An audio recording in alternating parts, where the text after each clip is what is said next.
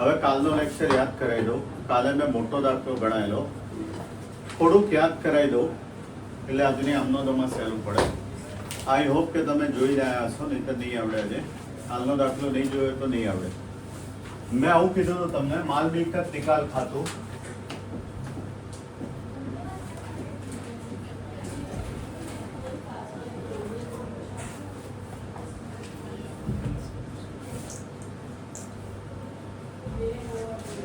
નિયમો એકવાર કહી દઉં છું તમને. મિલકતોની ઉધાર બાકી હોય એટલે બધી જ મિલકતો ઉધાર બાજુ કઈ કિંમતે લખાય? ચોપડે કિંમત. કાલનો લેક્ચર બધી જ મિલકતો ઉધાર બાજુ ચોપડે કિંમતે.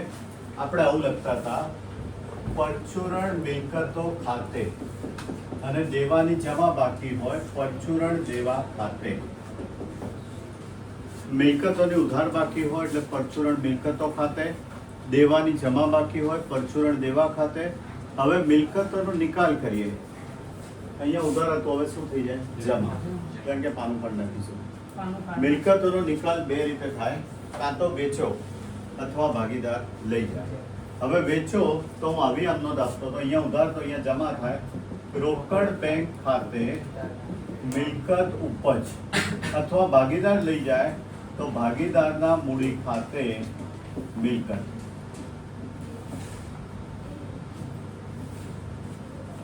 બરાબર છે? કાલનો લેક્ચર એ જ રીતે અહીંયા દેવું છે એની ચુકવણી. રોકડ જાય તો જમા, અહીંયા ઉધાર કરવું પડે. રોકડ બેંક ખાતે અહીંયા દેવા ચૂકવ્યા, કોઈ ભાગીદાર લઈ જાય, ભાગીદારના મૂડી ખાતે કોઈ દેવું લઈ જાય તો. ઓકે, આ કાલે આપણે ભણ્યા. છેલ્લે નફો કે નુકસાન મળે. કાલે આપણે દાખલો ગણ્યો, આજે એનું ફોર્મેટ મેં સમજાવી દીધું. હવે તમે બોલો છો, જરા જુઓ તો દાખલા નંબર કયો છે સ્વાધ્યાયમાં? આ રહ્યો 5. 311 ઉપર 5. પહેલો ઉભો રહે, હું છે ને કાઢી નાખું નીચેનું, એટલે મને જગ્યા મળે પૂરતી. 5-7 અહીંયા થાય ને બોર્ડ ઉપર. એક્ઝામ્પલ 5. પહેલો બોલો. પેઢીના વિસર્જન સમયે પાઘડીની ચોપડી કિંમત 56,000 છે. અટકી જાઓ, અટકી જાઓ. શૂન્ય. ચોપડે કિંમત કેટલી? 56,000. હવે આમ જો, ઉધાર બાજુ લખીએ. આની અંદર શું થાય? માલ મિલકત નિકાલ ખાતે ઉધાર એ પાઘડી. સમજો છો? પાઘડી એ મિલકત કહેવાય. મિલકતની કઈ બાકી હોય? ઉધાર. અહીંયા ઉધાર બાજુ લખીએ કેટલી? 56,000. પાઘડી. ધારો કે ચાલો અહીંયા લખીને બતાવો 56,000. હવે આની આમનો કોઈ પણ વ્યક્તિ બનાવી શકે કે માલ મિલકત નિકાલ ખાતે શું કર્યું છે? ઉધાર. તો પાઘડી ખાતે શું કરવાનું? જમા. તો પહેલી આમનો માલ મિલકત નિકાલ ખાતે ઉધાર તે પાઘડી ખાતે 56,000 છે ને? હા, 56,000. હવે એને વેચવા જાઓ, એને લખ્યું છે કશું ઉપજતું નથી, કોઈ નોંધ થાય નહીં.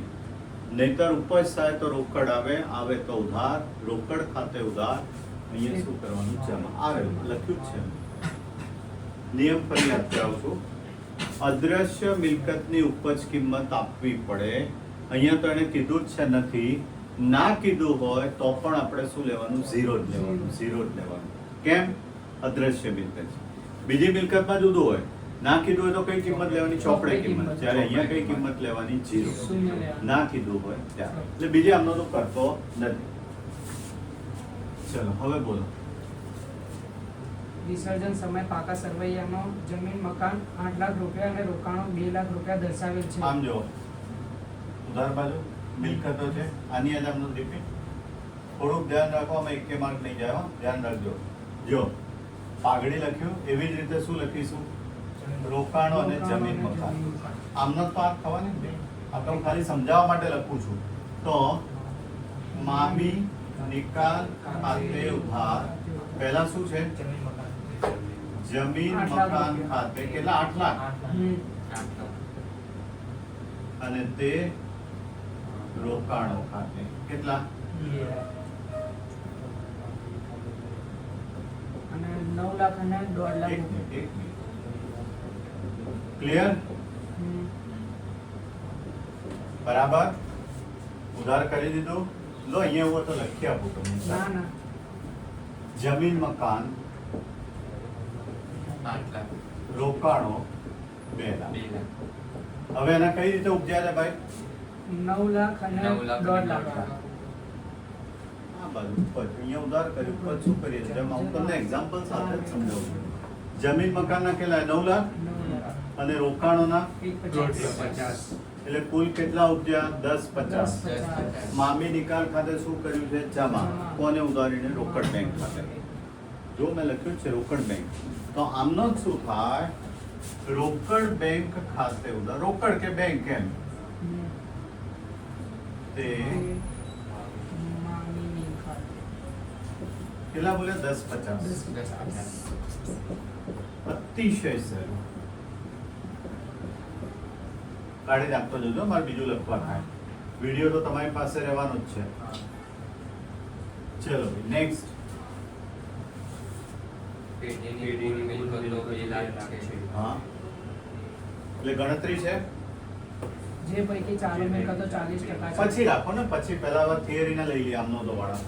એ પછી આ બધું થઈ જાય, બધા દાખલા ટૂંકા તે લઈએ. યાદ રાખજો, ટીક કરી રાખજો. બોલો નેક્સ્ટ. ચોપડે પાઘડી દર્શાવેલ નથી. 4 નંબર આવે ને, જુઓ તો. હમ. એટલે અહીંયા પાઘડી દર્શાવેલ નથી. નથી. પછી 27 સમય તેના વેચાણના 50,000 રૂપિયા છે. 50,000. અહીંયા જમા રોકડ આવે. આવે તો ઉધાર. મામી. આ જામનો ને આની આ જામનો. પણ ચોપડે આપી નહોતી. ચોપડે આપી હોત તો આ ખરા. અહીંયા ચોપડે નથી આપી. તો રોકડ બેંક ખાતે ઉધાર તે મામીની ખાતે કેટલી અમાઉન્ટ છે? 50,000. 50,000.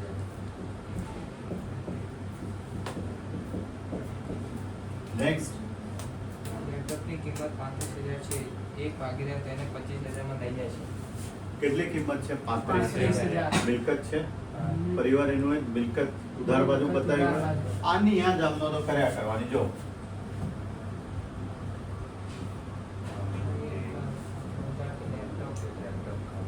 કેટલા?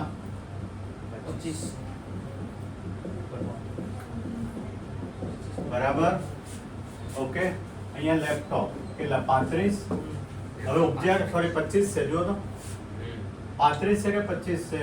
35 ને 25 ઉપર છે. તો અહીંયા 35 કહેવાય ને, કેમ ઊંધું લખાવો તો? 35. બરાબર. હવે એના ઉપજ્યા કેટલા? 25. રોકડ આવે તો ઉધાર. એટલે અહીંયા લેપટોપ બધું એનું જ છે. જો બી રોકડ બેંક ખાતે ઉધાર તે મામી નિકાલ મામીની ખાતે ખાતે 25,000.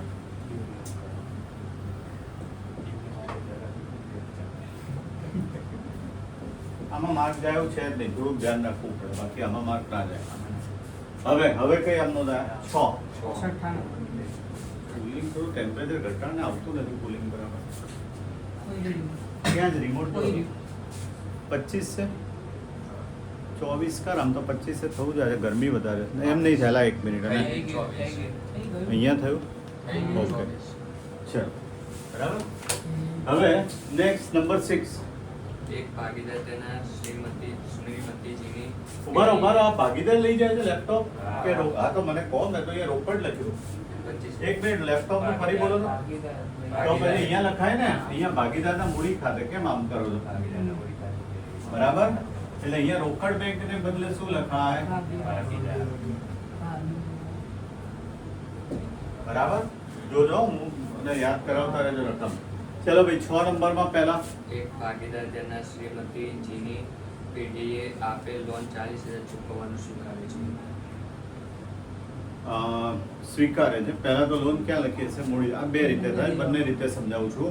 આપણે લોન ક્યાં લખીએ છીએ? મૂડી લેવા બાજુ. તો એની આમનો એટલે જમા બાજુ આવે ને, મૂડી લેવા એટલે અહીંયા. બરાબર. કોની લોન છે ભાઈ? શ્રીમતીજીની શ્રીમતીની લોન ખાતે ઉધાર તે મામી નિકાલ ખાતે. કેટલાની લોન છે? 40. અને કોણ ચૂકવવાનું સ્વીકારે છે? ભાગીદાર. ભાગીદાર. જો આમાંય ના પડવું હોય, મગજ સાવ આમ પેલું જેને કહેવાય ને એકદમ વીક દોડાવું જ ના હોય તમારે ટેકનિક, મામી નિકાલ જમા કર્યો હવે શું થઈ જાય? ઉધાર થઈ જાય. કાં તો ભાગીદાર લઈ જાય અથવા રોકડ જાય. અહીંયા શું કીધું? ભાગીદાર લઈ જાય છે ને, તો આમનો શું થાય? મામી નિકાલ ખાતે ઉધાર તે ભાગીદાર નું નામ છે શ્રીમતી. શ્રીમતીજી 40,000. ભાઈ ઘણા લોકો આ બેને ભેગી કરીને એક જ આમનો જ આપે છે. એ બી લખ્યા બોલે ભાઈ સ્કૂલમાં લે તેમ ના થાય કે આવું કેમ કર્યું. શ્રીમતીની લોન ખાતે ઉધાર તે ભાગીદારના મૂડી ખાતે. આ બંને ભેગી કરી મેં 40,000 અને 40,000. બરાબર, બંને રીતે ચાલે, તમારે જે યોગ્ય લાગે એ. પણ કદાચ ગાઈડોમાં ને એમાં આવો ટ્રેન્ડ વધારે હશે, મને એક્ઝેક્ટ તો યાદ ના હોય. Next point number 7. આવક વેરાની જવાબદારી 30,000 ચૂકવવાની થઈ, જે ચોપડે નોંધેલ નથી. બોલો. જે ચૂકવી આપી. ચૂકવી આપી. ચૂકવવાનું. ચૂકવી આપી એટલે રોકડ જાય રોકડ જાય તો જમા. કોને ઉધારીને? મામી. મામીની કે એક જ હશે, બીજું છે જ નહીં ને. ખબર પડે છે? ઓકે, બહુ સહેલું, મજા આવે એવું છે. મામી નિકાલ ખાતે ઉધાર તે રોકડ બેંક ખાતે. બંને લખવાનું એટલે પેલાને ખોટું ના લાગે. કેટલાની જવાબદારી છે? 30,000. 30,000.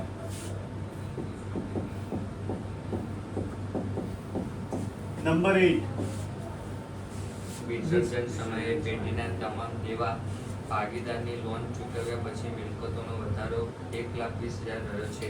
સમજાવો શું કહેવા માંગે છે? પ્રમાણ આપ્યું હશે, જુઓ તો પ્રમાણ આપ્યું છે. 5 વિચારો ABC. નહીં, ચાલે એકાદ મિનિટ. ઓકે, ચલો. હવે નફાનો મિલકતોનો વધારો રહ્યો છે ને. તમે એવું બોલ્યા કે ભાગીદારને વેચી લેવાનો, પણ આમનો જ શું થાય? કામનો ભાગીદાર એબીસી ખાતે ઉધાર તે વેચવાના ઉધાર થાય? હા રોકડ બેંક રોકડ ભાગીદાર શબ્દ, ખાતે રોકડ શબ્દ. મિલકત તો રોકડ મિલકત એવો શબ્દ જ ક્યાં છે કે મિલકત? મામીની આને નફો કહેવાય. આખું વાંચો, ફરીવાર વાંચો, એનો બીજો મિનિંગ નફો થાય. વિસર્જન સમયે પેઢીના તમામ દેવા ભાગીદારની લોન ચૂકવ્યા પછી મિલકતનો વધારો એટલે મિલકતનો વધારો એટલે નફો, અને દેવાનો વધારો હોય તો નુકસાન. મિલકતનો વધારો એટલે આ બાજુ ટોટલ વધારે હોય, નફો થાય. નફો નફા નુકસાન ખાતે ઉધાર કરીએ છીએ. અહીંયા કયું ખાતું છે? મામી નિકાલ. તો આમનો શું થાય? મામી નિકાલ ખાતે ઉધાર તે નામ નથી આપ્યા, એબીસી આપેલું જ છે. 532 કેટલો વધારો છે? 21 કેટલો? 21,000 કે 1,20,000? 1,20,000. ધ્યાન રાખજો, 120. હા, 120. અને પ્રમાણ બોલો. અજન ત્રંજન બી 5, 3, 2, 60, 36 અને 24. કેલ્ક્યુલેટર ચેક કરો બરાબર ચાલે છે કે નહીં. 60, 36 અને 24. નેક્સ્ટ. પેઢીના વિસર્જન સમયે ચોપડીના યંત્રો 2 લાખ બતાવ્યા છે. ચોપડીની અટકી જાઓ. કેટલા બતાવે છે? 2 લાખ. હમણાં ક્યારનું એ જ કરું છું. મામી નિકાલ ખાતે ઉધાર તે યંત્ર.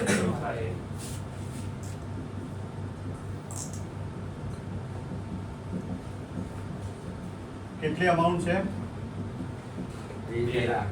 2 લાખ. હવે વાંચો આગળ શું કીધું છે? ચોપડી કિંમત વધે છે. લો, હું સમજાવું. ચોપડે કિંમત એ કેટલા ઉપજે છે? 2 લાખ. 2 લાખ. રોકડ આવે તો ઉધાર તે માલ મિલકત નિકાલ. એકની કેટલી વાર રિપીટ થાય છે જુઓ.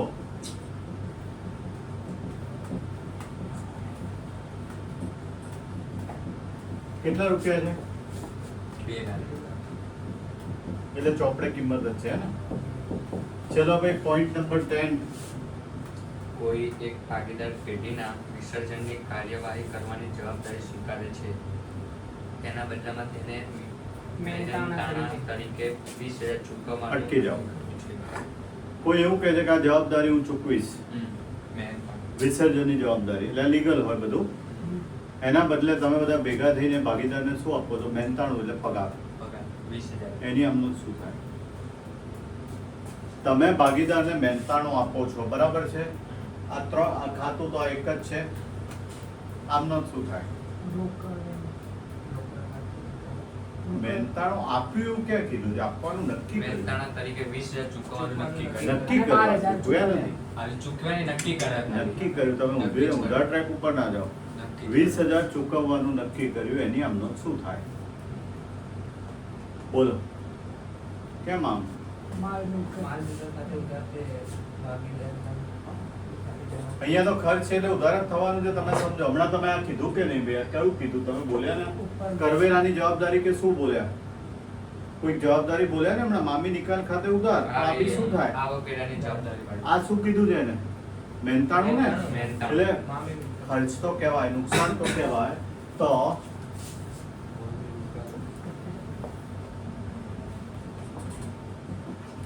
તે ભાગીદારના મૂડી ખાતે કેટલા રૂપિયા?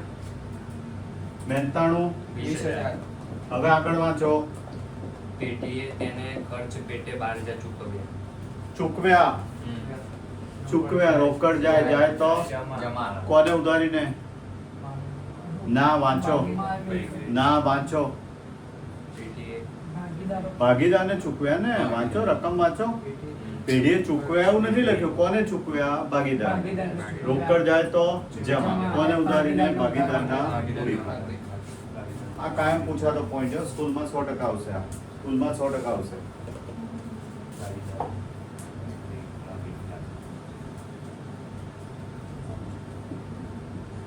કેટલા રૂપિયા છે? નેક્સ્ટ.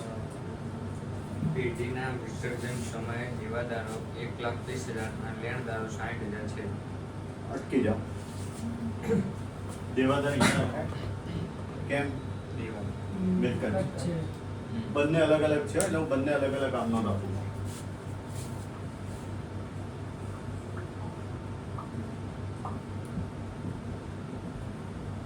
કેટલા રૂપિયા દેવાદાર? 1,20,000.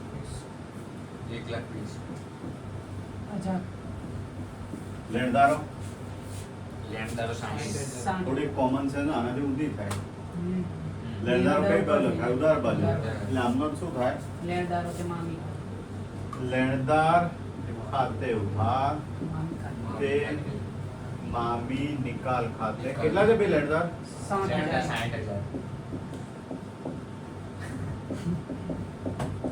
ચલો હવે કઈ કીધું હશે આગળ લો. ભાગીદાર 20% ઓછી કિંમતે દેવાદારો લઈ લેણદારને ચૂકવે છે. 20% ઓછી કિંમતે દેવાદાર લે છે. દેવાદારને લઈને લેણદારને ચૂકવે એ જુદી વસ્તુ. પહેલા દેવાદાર કઈ કિંમતે લે છે? 20% ઓછી. 96,000 ચેક કરો તો 96,000 થાય. 1,20,000 માંથી 20% બાદ થાય એટલે 96,000 રહે.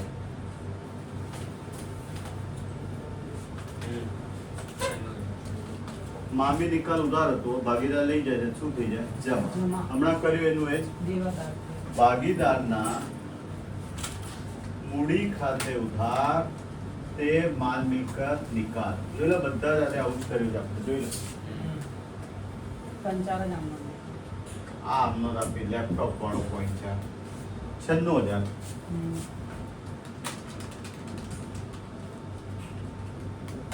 હવે લેણદારોમાં શું કીધું છે? લેણદારોને ચૂકવ્યો એટલે પૂરેપૂરા 96,000 ગયા. પરિવાર આખું સેન્ટેન્સ વાંચો તો. એક ભાગીદારે 20% ઓછી કિંમતે દેવાદારો લઈ લેણદારને ચૂકવે. એટલે ભાગીદારે ચૂકવવાના છે ને. એટલે જો મામી નિકાલ ખાતે જમા તો હવે શું થઈ જાય? ઉધાર. અને કોને જમા કરીને? ભાગીદારના મૂડી ખાતે. મૂડી ખાતે.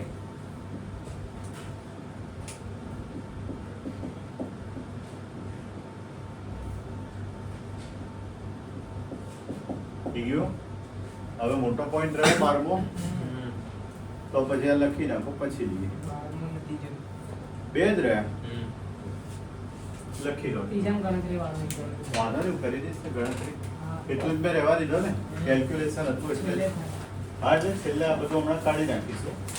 પોસ્ટ એટલે આમાં કામ બહુ થશે આમાં